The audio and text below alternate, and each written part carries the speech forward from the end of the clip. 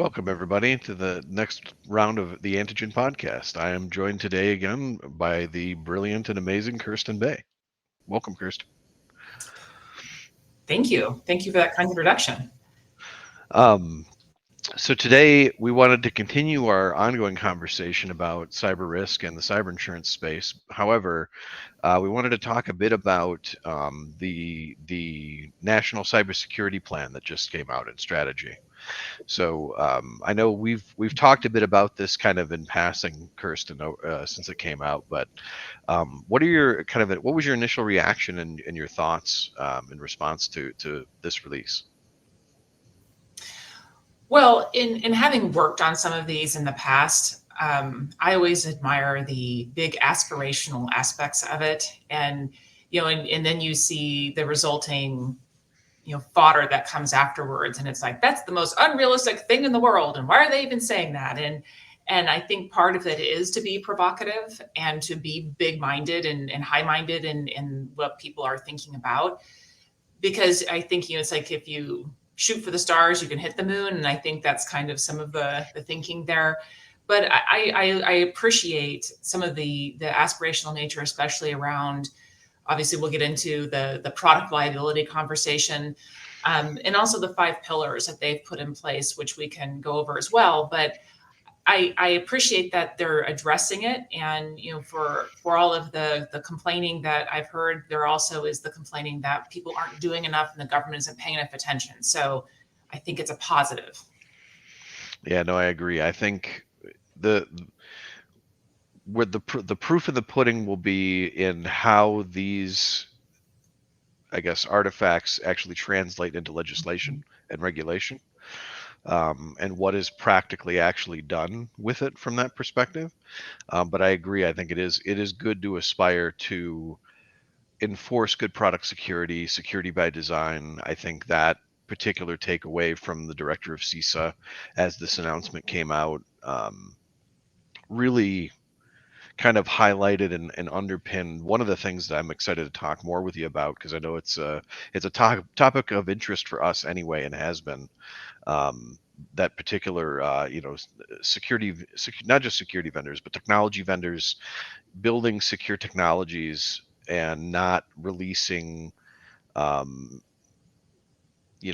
unpatched, unaddressed security issues, and just generally being responsible about the code that they put out in the world.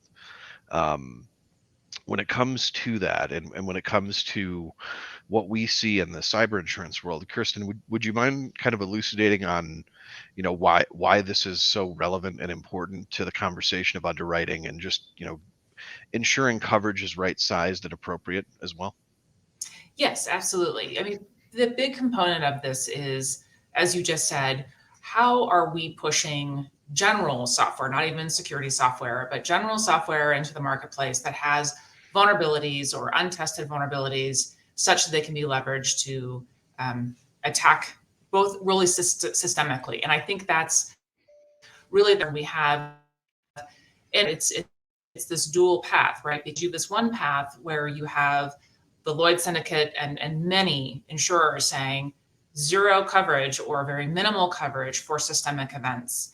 And yet on the other side, we're saying, yeah, but you can just release any software in the world and that's totally cool. And so I think it's getting alignment there, because I think that is the one piece of insurance that really has gotten people riled up is, well, then why on earth do we have insurance at all? Cyber insurance, particularly. If I live in a hurricane zone, I can still get insurance. It might be really expensive, and I might be willing to have that burden because I want to live in that place, but I should still be able to have coverage or buy Mm. up or do something. And so I think that the challenge with those 2 points is that if we don't enforce some kind of product liability, we'll say generally, to be able to create a boundary around that, then we have no ability to measure that risk from a systemic nature. And that's really the purpose behind some of these exclusions, as painful as they may feel. And so I think that some of these other pillars try to address that, like, for example, the infrastructure as a service component. So one of the key pieces of this potential legislation that I think probably has the most ability to get through is the know your customer piece. because many people do not understand that what happens is that our own cloud infrastructure broadly is used by the bad guys to create very quick accounts that they leverage and then move across platform and then come back. And so the hard part is that we're letting people sign up indiscriminately and not verifying who they are and are they legitimate customers. And so that I think is a great starting point to then move to these other components. But for me personally, as you well know, one of the big tenets of the Cysurance methodology is that we want to look at efficacy of solution and to really warrant that stack, because we believe that limits the risk and severity of the risk to a potential insured, but also helps draw a boundary around what are the other mitigating and compensating controls we can put in place that help manage that risk and ensure insurability. Yeah, I completely agree, and I think those are all great points. In particular, I think our this has been a topic of conversation for us really since we started working together.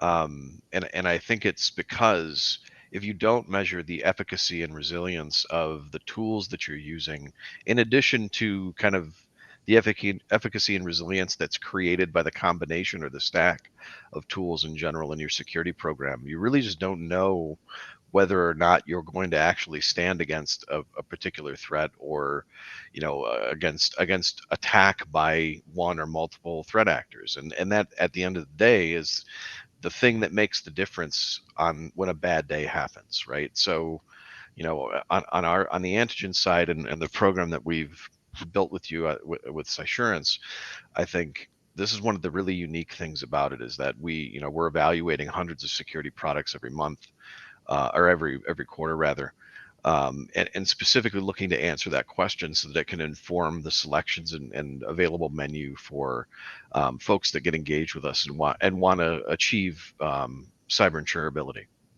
Yes.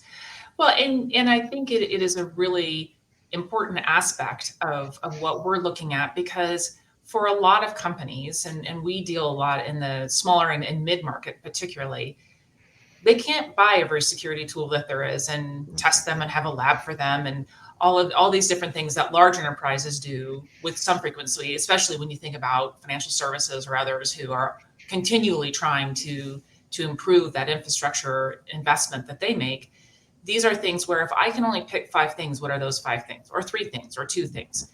And if I can just do a couple of things, what is the best risk reduction I get out of those? And that's really for us the key, is to drive that kind of thinking, because as you say, there will be bad days. I mean, and I still am trying to get people to acknowledge and accept that it will happen.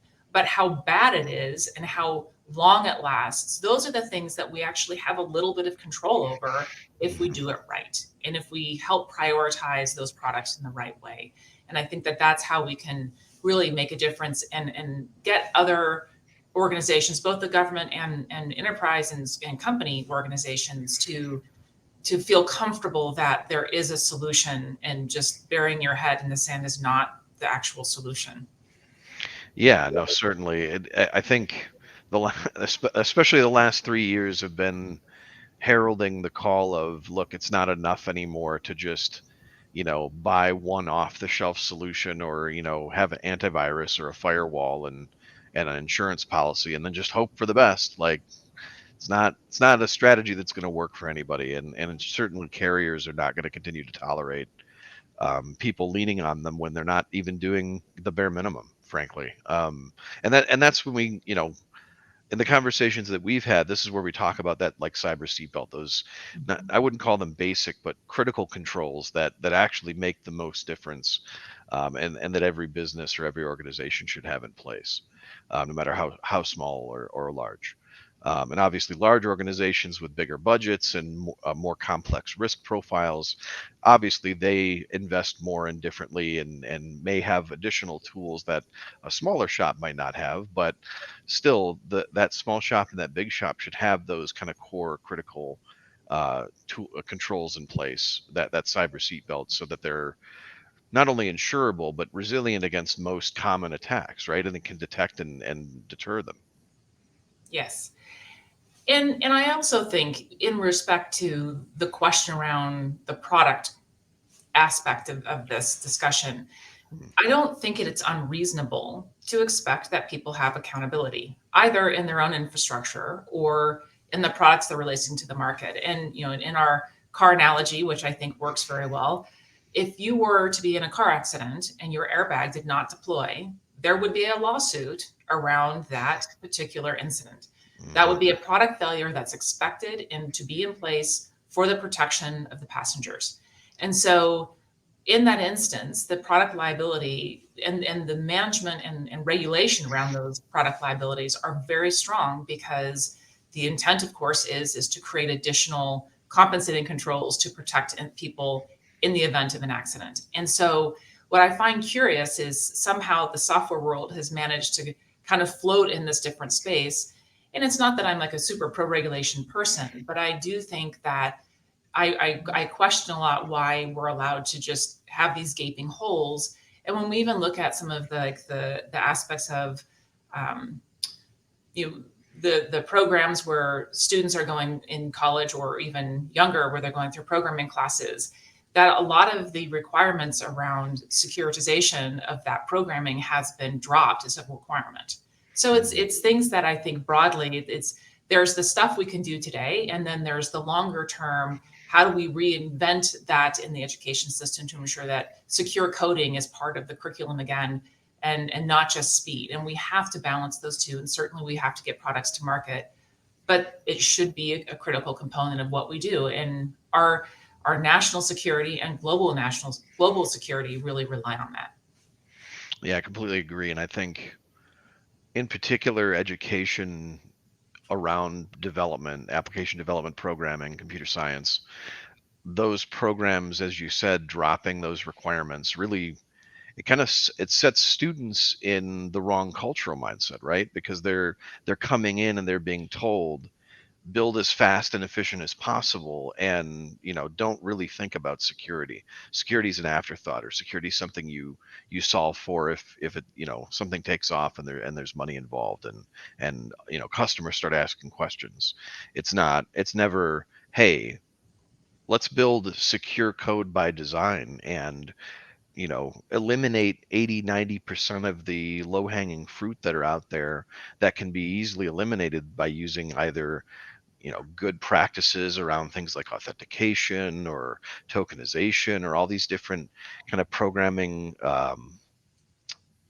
artifacts that come up as a result of building software that are necessary for any number of functions in software, but that a lot of folks don't really think about because, again, universities are just thinking, we want to challenge students, but we want students to pass, and we want students to be focused on the things that are going to make a difference. And when they're being told by the professional community that speed, speed, speed, effectiveness, efficiency over everything, it really just sets the table in a way that doesn't create a good space for a conversation about security by design. And I think I agree with you that regulation should always be mindfully thought of before it's pushed. I'm not like a big, huge, massive regulation person myself either, but in general, if we don't do something to create a public dialogue between technology companies, of which any type of product is a technology company, right? Any type of software or application. If we fail to do that, then it's going to create more of the same kind of disastrous results I think that we've seen, especially in the last 5 years. And with breaches of software vendors that are otherwise very large and well respected. I don't want to name any names, but um, there have been a significant number of breaches with very large brands where source code was leaked, where now the stability and safety of that product or those products for all of their users are now in question, and that's a really dangerous place to be in a world where we have a majority of businesses, especially small businesses, and even large ones, relying on large cloud technologies. You know, uh, these watering holes that really are the grounds for what insurers consider some of the scariest risks and attacks, right? That's right. And we have to accept the evolutionary nature of these attacks. And so I do think that rightly the focus on the cloud particularly is the right one. And that is an area where I think we know that that's probably the next frontier. It would make sense. Everyone's moving to the cloud, either hybrid or in its entirety. And so we have to really start thinking proactively about how we manage these risks. Mhm. And so the interesting thing when I started to read around like the know your customer aspects, because we do a lot of work in Europe. So I've been through these identity verification Mhm. aspects with them, and it's like a pain. And so I think about this dichotomy between our really great desire to automate everything and not have to have a person in the way, but the truth is that we still have to interact with each other in such a way where some of these friction points are important to slow down that process. Although the counter argument could probably be, yeah, but they're going to find a way around it anyway. So, we're all going to be following the rules and we're all going to be stuck in the mud, showing passports and everything to prove we are who we say we are. And then, the adversary is going to be, slipping through and, jumping the turnstile, as it were. So we just have to think about those things, but appreciating that sometimes the slowing down to speed up does create the right barrier to entry, or at least somewhat of a little speed bump so that we can create those protections. Well, and to that point, I think that that slowdown is absolutely necessary because if you look at things like, for web-based technologies like the OWASP Top 10 or any of these well understood kind of vulnerability assessment and security frameworks for development, um, really a majority of the things that are being exploited are things that are solvable inside of those frameworks. And so that slowdown, if it's done right, should be encouraging companies that are developing software, especially large cloud companies that are hosting, thousands, tens of thousands, hundreds of thousands, or millions of users, that they have those minimally those types of application security programs in place, but importantly that they're somehow measured on that. I think that measurement piece is the piece I'm particularly interested in seeing how they regulate and if they regulate and what type of reporting or other information gathering will be done around that to validate kind of compliance with that regulation in whatever way it comes together. Yes, and I do believe that the insurance side of this conversation is driving some portion of this. And even from just the perspective of the financial outcome of what does it look like to manage risk? How much risk can we assume? How much capacity can we put against those types of risks? And I do think in a big picture sense, it does drive the right conversation, one that I've believed for a long time that we've needed to have, to really tie those financial outcomes to what does this look like when we have this type of installation or these different types of products. And so one of the pillars is the invest in a resilient future, which is like probably the motherhood and apple pie version of a pillar. But part of that is around IoT devices as an example, related then to defense of critical infrastructure. And so these are things that we've known for a long time are massive potential vulnerabilities. How does someone utilize the Wi-Fi connection in someone's oven to be able to jump off of that and into some larger risk, leveraging public works or something else. And so these things I think are tying together in a nice way that we've known. And the other challenge, and I think many would say, is that as long as I've been doing this, I think we've published the same requirements also. Critical infrastructure, IoT, resilience, like we keep saying it.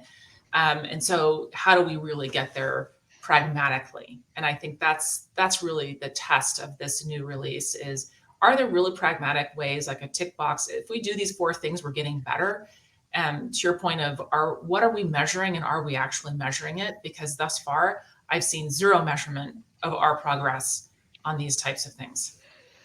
Yeah, no, I agree, and I think what's interesting about the pillars in their totality And you raised this point a couple times, kind of along the way in this conversation, but I think that this, I'm curious about your feedback on this insight that I've had recently. Um, a lot of I guess the public dialogue around this, and really just in general, like there's always kind of an active public dialogue in the security space, right? About, this thing or that thing.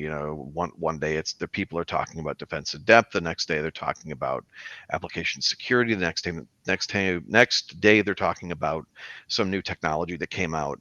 But I think the pillars represent, to your point, really just the common kind of bread and butter cybersecurity strategy that is already exists in frameworks like the CIS controls, the NIST CSF, ISO 27000 family of requirements. All of these systems, these standards that exist already, speak to this stuff, right? This is all just basic security. Have controls in place that are meaningful and centered around, the both the crown jewels as well as kind of the entries into those things. Make sure that you have, interlaced systems that correlate things like identity and help you control both access as well as detect, anomalies in those systems. None of this stuff is really, you know boil the ocean or flipping anything on its head. It's all stuff that we as risk managers and security practitioners have known for years in practice, right? And so what's interesting about it, and what I'm curious about your input on, is what do you think? What do you think this will actually change in terms of those standards and kind of public systems of security context like the CIS controls and other frameworks? And how do you think that's going to impact both underwriting, but just the insurance industry in general? It's a really good question. The cynical part of me would say we're going to be talking about this 2 years from now. We might want to like put something on the calendar and have this conversation again, um, because that's what the security guys would say. Security people, Mm, is we're going to be talking about this again.